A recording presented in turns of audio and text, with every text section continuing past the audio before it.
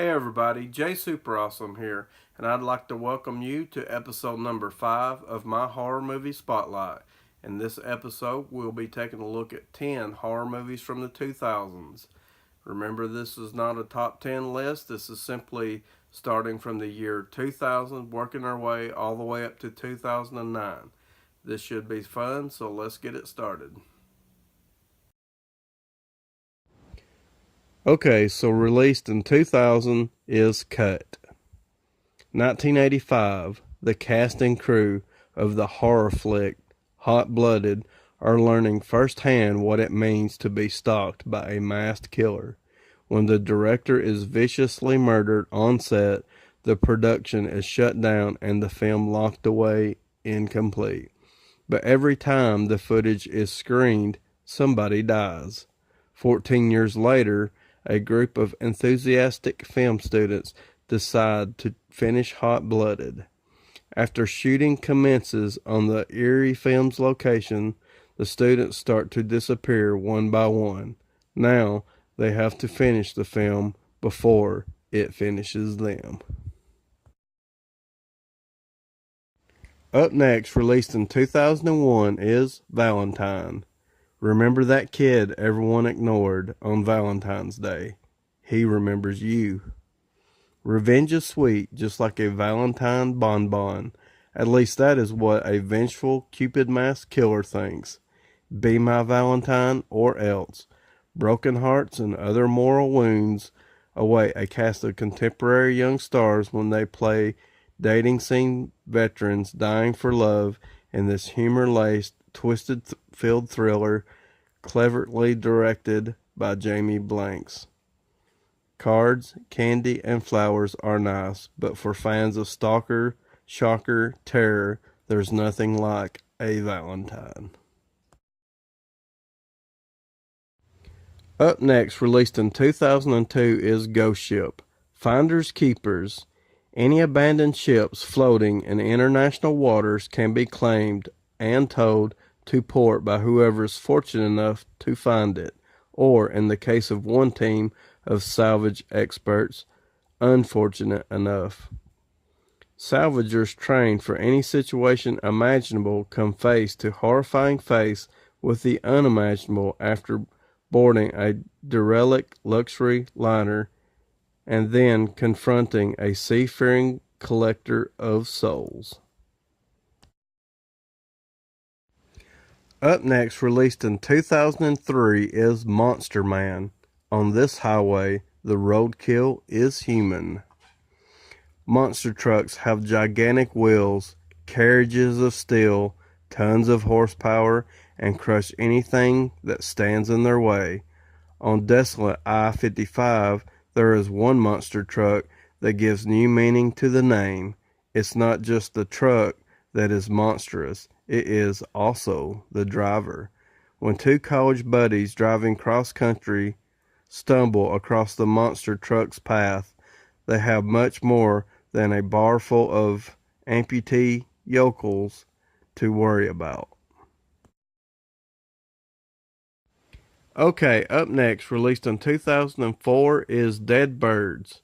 When a group of criminals on the run after a bank robbery take refuge in an abandoned house, they have no idea what evil they have come upon. Isolated and presumed deserted, the house is anything but safe.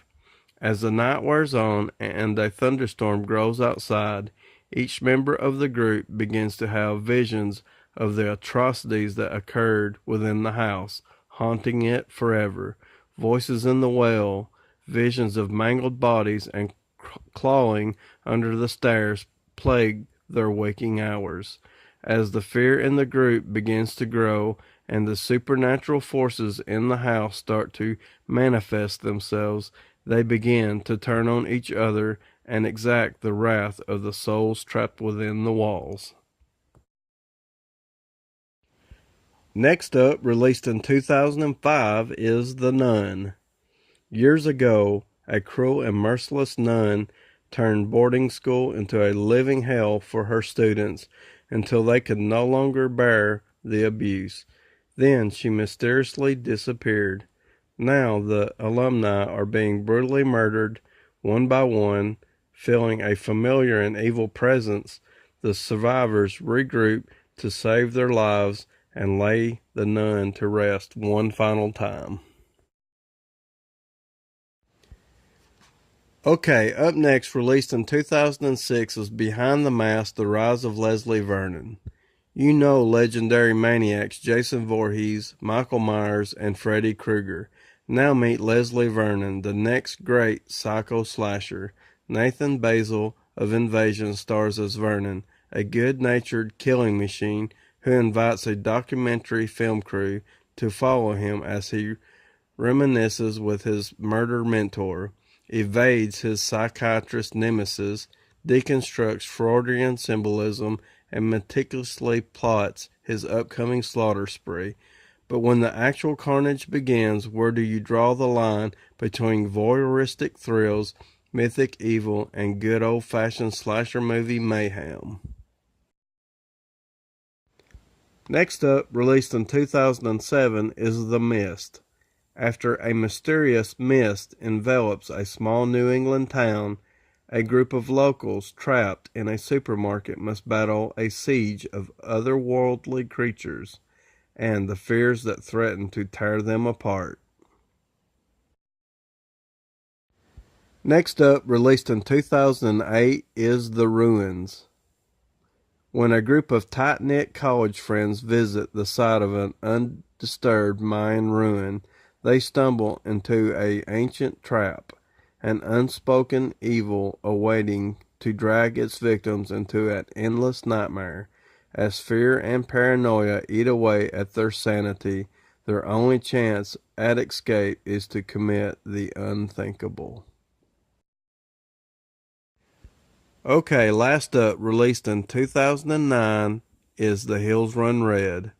You heard the story, the one about the goriest, bloodiest splatterfest ever, the one made in the 80s but mysteriously lost.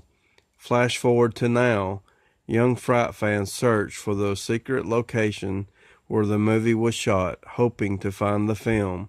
What they find is the mysterious slasher flick is more than a movie, it's real, and they're the newest stars.